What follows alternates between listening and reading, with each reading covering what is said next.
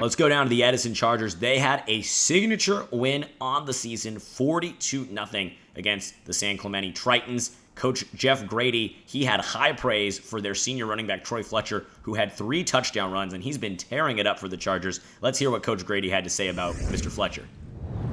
He's just like, I don't know, he's like a coach's dream in a way, because you know exactly what you're going to get every day. He's always the same guy. You're going to get his best effort. What I love, I mean, we all love about him is he practices the way he plays on practice.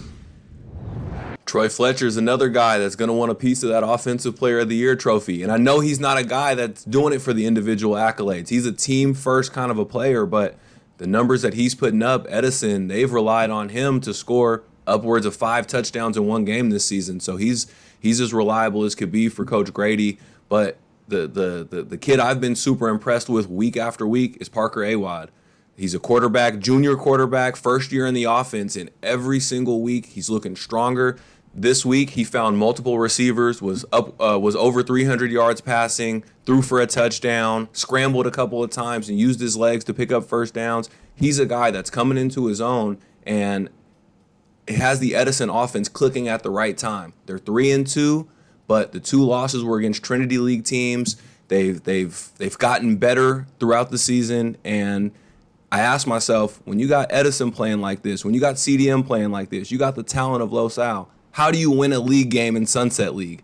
Everybody is killer, everybody is tough, and the way Edison is playing, they're going to be hard to get out, and they're going to be hard for everybody to beat.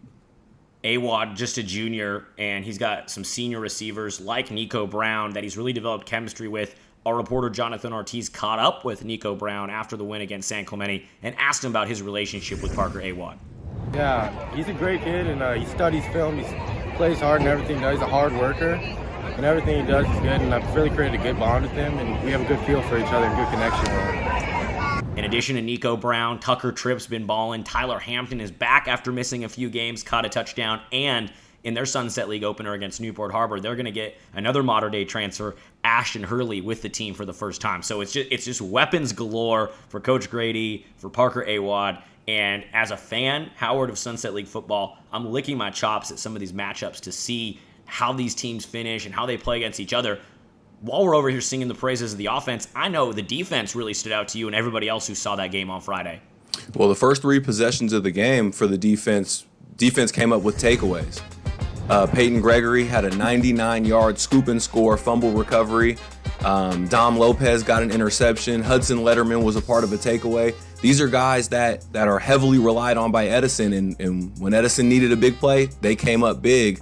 3 guys who are making their case for all Sunset League. Just absolute dominant performance from the linebacking core in the front 7 of Edison, and they put pressure on the quarterback and run game all night. As I said, Edison, they have a bye this week. Most teams do, and then they open up Sunset League play on Thursday night, next Thursday night, Capshaw Field against the Newport Harbor Sailors. And so another team that's just rolling right now. They've got it clicking. They played a really tough preseason schedule, and like we talked about since week 1, Howard, I think it's going to pay off for the Chargers.